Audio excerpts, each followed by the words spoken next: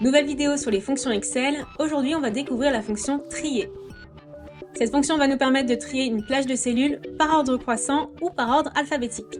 Cette vidéo est l'épisode 4 de notre série spéciale sur les fonctions Excel. Vous pouvez accéder à la série complète en cliquant juste ici. C'est parti!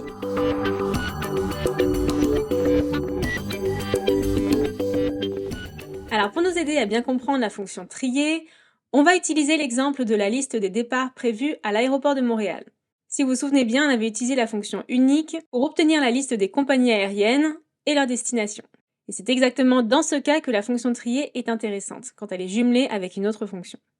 On va commencer par la liste des compagnies. Donc juste avant notre fonction unique, on va ajouter la fonction trier. Et notre liste est maintenant triée par ordre alphabétique. Et comme toutes les fonctions, elle se met à jour si je modifie mes données. Par exemple, si j'ajoute une compagnie aérienne, elle va s'ajouter à la liste en conservant l'ordre alphabétique. Dans le deuxième cas, on a deux colonnes. Par défaut, le tri va se faire sur la première colonne, par ordre croissant ou ordre alphabétique.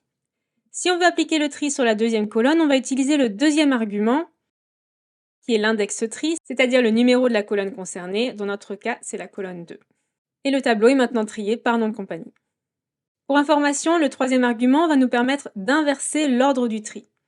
Il suffit d'écrire -1 et l'ordre est inversé.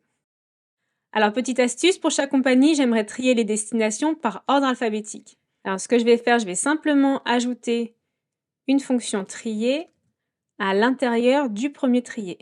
Et celui-ci va s'appliquer sur la colonne 1. Donc, mon premier tri va se faire sur la colonne 2, le deuxième tri sur la colonne 1.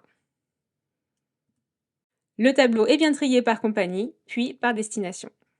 Pour information, cette fonction est disponible pour les versions les plus récentes d'Excel.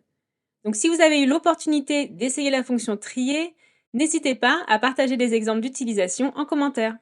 Pour joindre le challenge 30 jours, 30 fonctions Excel, c'est juste ici.